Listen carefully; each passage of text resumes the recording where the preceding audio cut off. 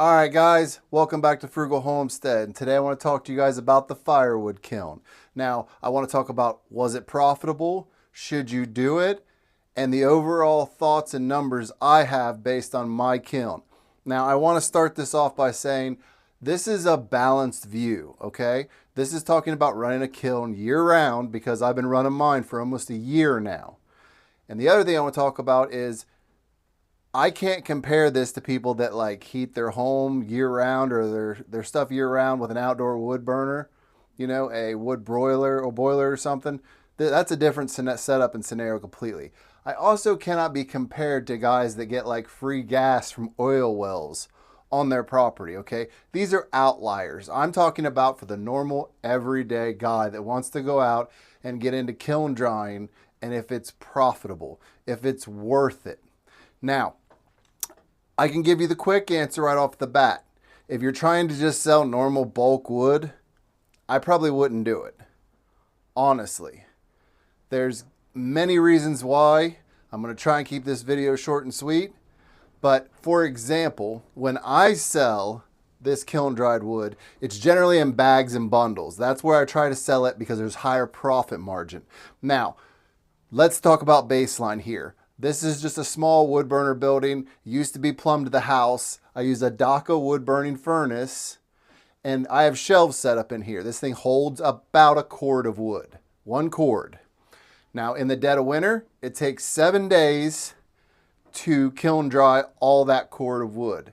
And it takes 1/3 of a cord of wood to dry it all, okay? Now it can be scraps, it can be trash, it can be slash, it can be whatever. But it takes the equivalent to 1/3 of a cord. Now in the dead of summer, when this metal building gets hot, I can do a whole cord of wood in here in about 4 or 5 days, and I use about a 1/4 cord, all right? So that's considerably less. So the first thing I would say is, if you're just gonna run your kiln in the summer, definitely gonna be more profitable. All right, so my wife, Missy, was the one that actually laid out these numbers and explained it to me. And once she did, I couldn't argue with them. I tried to say, but we have wood done now, so we're making money now. And no argument I made could back up what she was saying. So we started off this year burning cutoffs and junk and stuff in the wood burner. Now that was fine, but you only have so much of that. Then we started using slash, which I had to fill it all the time then from under the splitter. Now we ended up figuring out that the best way to do it that was time efficient was to go pick up blocks from our local sawmill. It was like $35 for a whole truckload. A whole truckload would generally do a cord of wood. So you can figure out the cost pretty easily.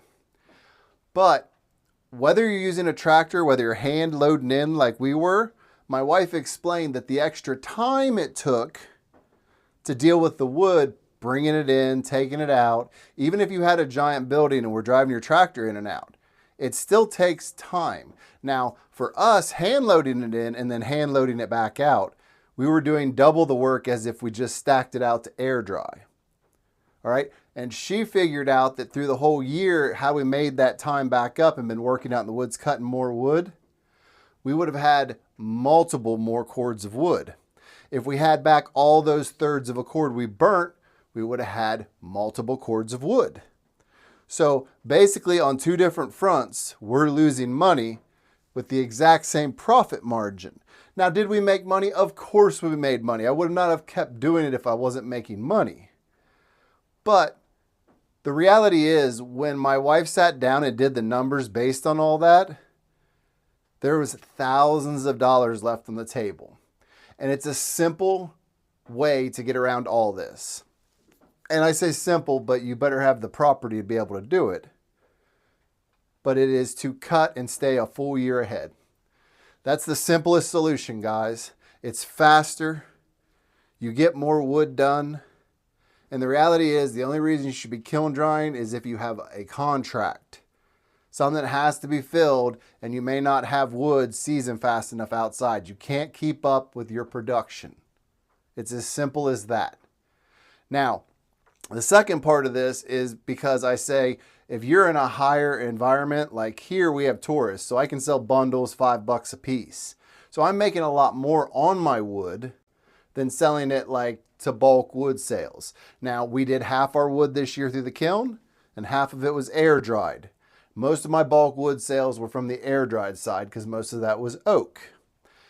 Now, when people came and I was out of the air dried stuff and had to start selling them kiln dried, they got very upset. They said, why is it $10 more per third of a cord? And I said, because I have to put the extra work into it. And at that point, I was actually, compared to selling it in bundles, losing money comparatively. I was just trying to help out customers. So if the bulk of your sales is low, what I call low pay wood, as in bulk wood, which everyone knows that people are going to fight you on the pricing. My pricing is actually high in my area, and I still get it because people get sick of buying wet wood.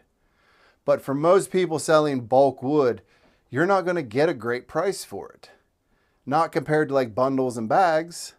So the reality is that when you're kiln drying, you have to have a high profit margin. You will have to sell wood above anybody else because of all the extra time, the cost of heating. We actually looked at propane to run in here. That was looking to be somewhere around $55 per cord to heat this place with propane. So I've done all the research to find all the different ways. I could insulate this place better, but then I'd have to install a system to X out the moisture better. So you're going to see a lot of people that run kiln and are successful with it, and that's great. But the reality is if you want to do more wood, you want to do more sales, and you want to be as profitable as possible, get a year ahead. That's the honest truth. Now, some places I've seen guys, and depending upon what your wood you're working with, they can get 6 months ahead. So basically 6 months, they can have wood dead dry because they got a big open spot and it's on concrete and plenty of wind. Whatever you need here in Ohio, it's a year. Now, what I don't want to do is discourage you guys from having a kiln. Because if you were just to kiln dry all summer long, then you would be doing it at a much more profitable rate, especially if you're selling it at a premium. So running a kiln, in the summer or the spring when you run out of your seasoned wood, and just running a kiln to keep your business rolling while you're cutting more and getting it set out for the year, it can be profitable. But once again, it's a lot of extra work for very little extra payoff if you're doing bulk sales.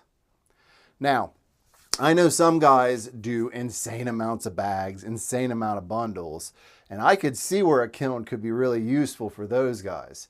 But even so, getting a year ahead, the numbers don't lie. I lost a third of a cord all winter long, basically every week, to dry a cord. So do the math on that. Even if it was $100 per, I'm getting $300 worth of wood done, and I'm losing $100 worth of wood to dry it. Now, yes, I get to sell it now, but it seems like a giant vicious circle because if you get a year ahead, then you never have to kiln dry, you never have to do the extra work, and that extra third of a cord is going towards you making money.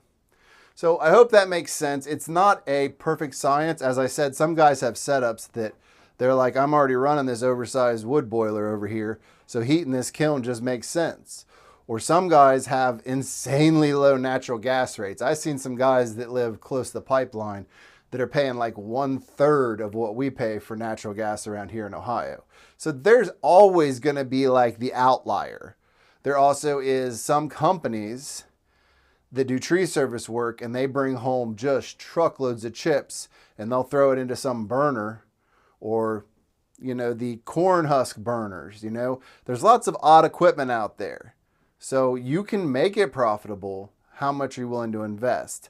Personally, for us, we're just going to start getting a year ahead. Honestly, we got 3 more runs we're going to do with this kiln, and then I'm tearing the whole thing down. It's just not worth it. It's not productive. Realistically, I work double as hard filling the thing and then stacking it outside, where I could just cut, split, and stack outside and be done. And just let Mother Nature take care of drying it. But with that said, I do appreciate you guys that stayed with me throughout this year as we did all this kiln drying, getting all this wood run. I do think that there is still a bright future in firewood. It is very profitable if run correctly, but I think a lot of people use it as like a side thing, and that's great. But you'd be amazed with a little bit of effort how much more productive firewood can be. So that means it's time to run a few more runs and then end of an era, tear down the kiln, and just start letting Mother Nature do her thing. So I will see you guys in the next one.